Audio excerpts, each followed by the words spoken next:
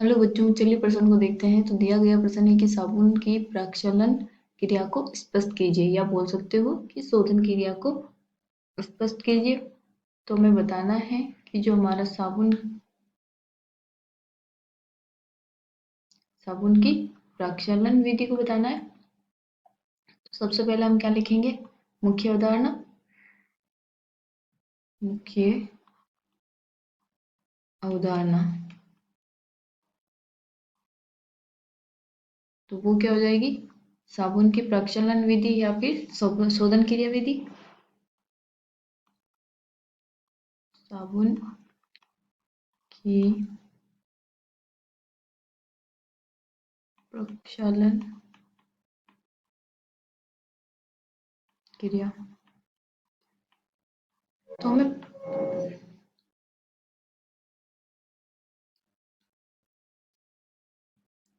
तो हमें पता होना चाहिए कि साबुन की प्रक्षालन विधि या शोधन क्रिया विधि क्या होती है।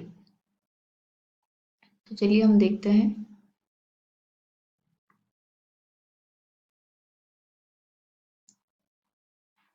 साबुन की प्रक्षालन क्रिया।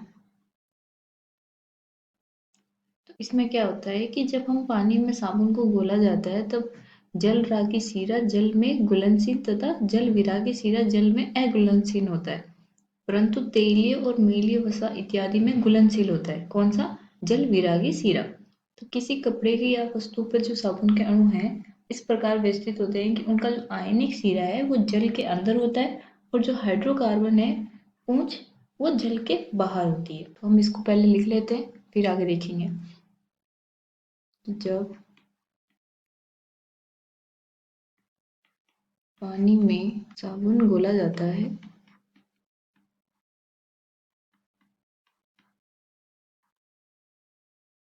तब जल रागी सीरा जल में घुलनशील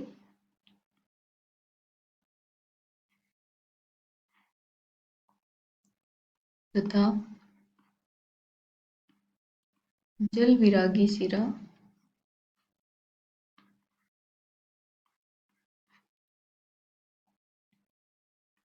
जल में अघुलनशील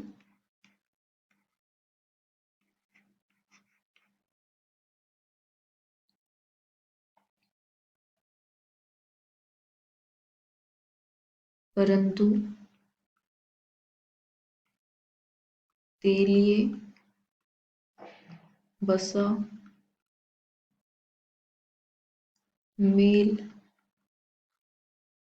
इत्यादि में घुलनशील होता है। घुलनशील होता है।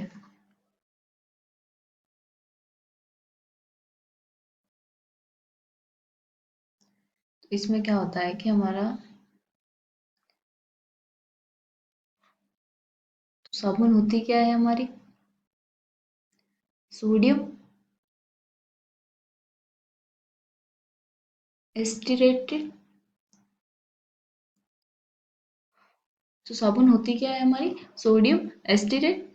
इसका सूत्र क्या होता है? C17H35COONA।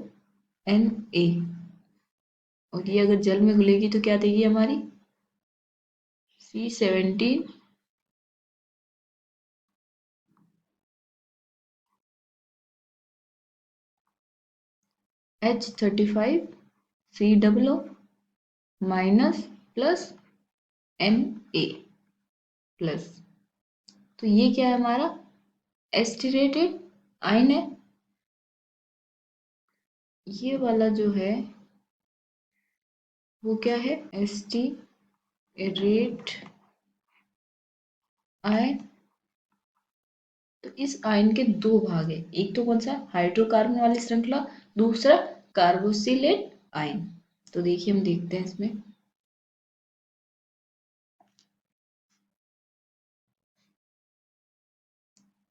C17H35 CW minus. अब इसमें दो भाग है, पहला और यहाँ दूसरा।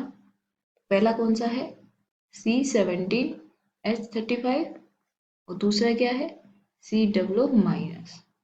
तो ये क्या है हमारी? हाइड्रोकार्बन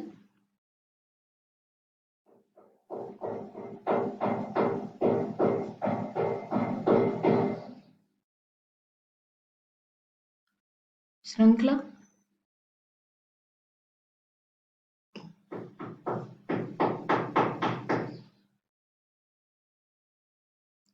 और हाइड्रोकार्बन श्रृंखला क्या होती है? अध्रुवीय।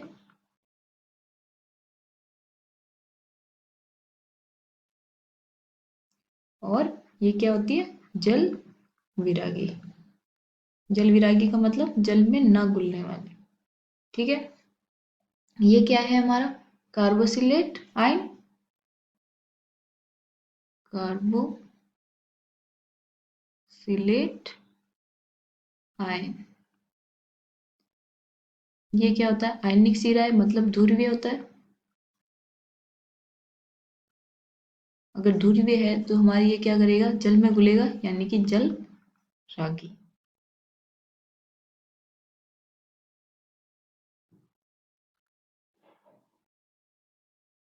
तो ये क्या होता है कि जैसे ये हमारा एक पात्र है, इसमें क्या है? यहाँ पे जल है। ठीक है।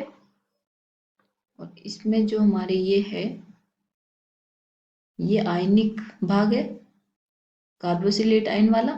और फिर ये है हाइड्रोकार्बन वाला। ठीक है। इसमें मैं कार्बन गिन नहीं रही हूँ। आयनिक भाग क्या करता है? जल में घुलता है। और जो हाइड्रोकार्बन वाला है वो जल विरागी होता है, वो जल के बाहर रहता है।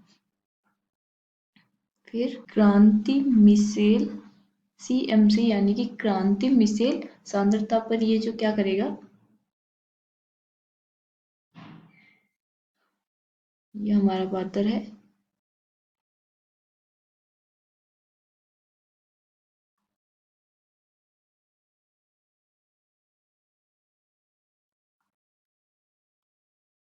ये क्या है?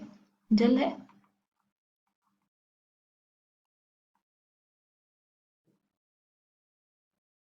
इसमें क्या करेगा? जो ये क्रांति मिसेल सांद्रता पे क्या करेगा? जो कार्बनिक शीर्ष है वो पानी के स्थूल में खिंच जाते हैं और जो तथा सैगुणित होकर एक गोलाकार आकृति ग्रहण कर लेते हैं, जिसमें जो हाइड्रोकार्बन होते हैं भाग लेने वाले, वो गोल के केंद्र की ओर, जबकि आयनिक सिरा क्या होता है? गोले की सतह पर होता है। तो जैसे कि ये जो आयनिक यहाँ पे बोला गया है CMC पर, क्या होगा? ये हमारा जो आयनिक सिरा वो क्या किस में चला जाएगा? पानी के स्थूल में। तो ये देखिए यहाँ पे एक मैंने मान लिया कि ये हमारा पूरा गोला है, बनता है। और इसमें जो आयनिक सिरा होता है वो क्या होगा? अंदर की ओर।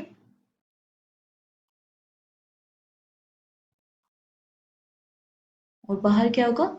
आयनिक सिरा।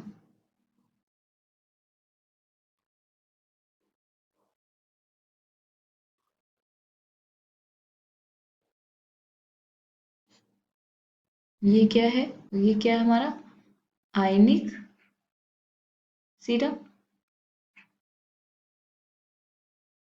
और ये वाले कौन से हैं? हाइड्रो कार्बन श्रृंखला।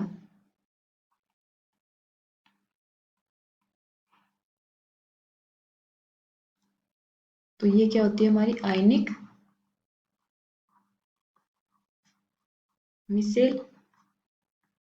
इसमें क्या होता है कि जो हमारा ध्रुवीय समूह है पानी के साथ अन्योन्य क्रिया कर सकता है, अतः वसा बूंदों से घिरे एसिडेट आयन पानी में खिंच जाते। इस प्रकार जो साबुन क्या है? पाइसीकरण करके शोधन क्रिया में सहायता कर। चलिए इसको लिख लेती हूँ मैं।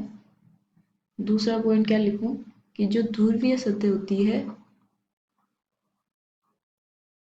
सतह पानी के साथ अन्योन्य क्रिया करके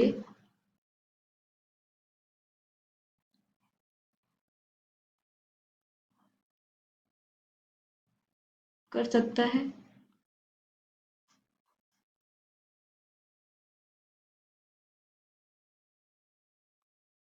और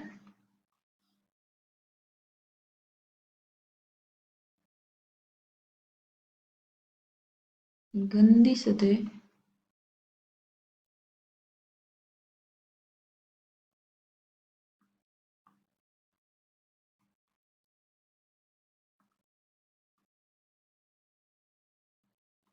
गंदगी सतह से हट जाती है।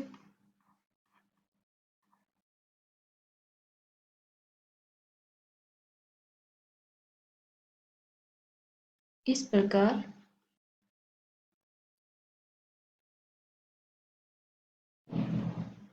साबुन का पाइसीकरण करके शोधन क्रिया में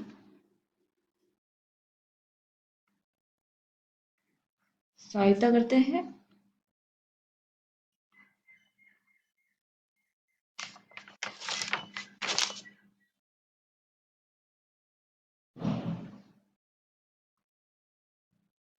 जैसे कि मैंने मान लिया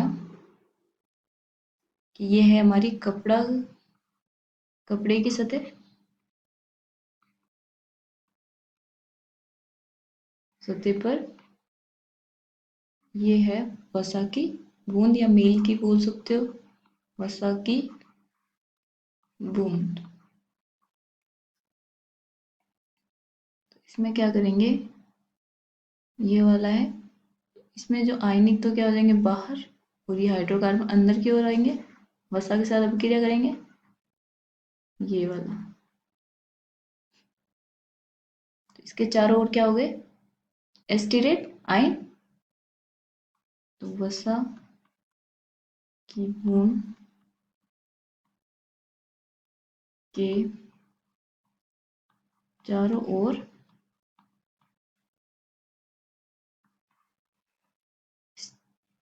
स्टीरेट आयन की व्यवस्था। ठीक है, इसके बाद ये क्या बन जाता है, क्रांतिकारी मिसाइल बन जाती है सांद्रता पे। इसमें ये आयनिक चार्ज बाहर और हाइड्रोकार्बन की पूंछ अंदर की ओर होगी। ये हो जाता है हमारा मिसेल निर्माण। और इसके फलस्वरूप क्या होता है कि हमारी जो सतह पर जो वसा की बूंद है या मील है वो हट जाता है। आशा करती हूँ आपको समझ में आया होगा। धन्यवाद।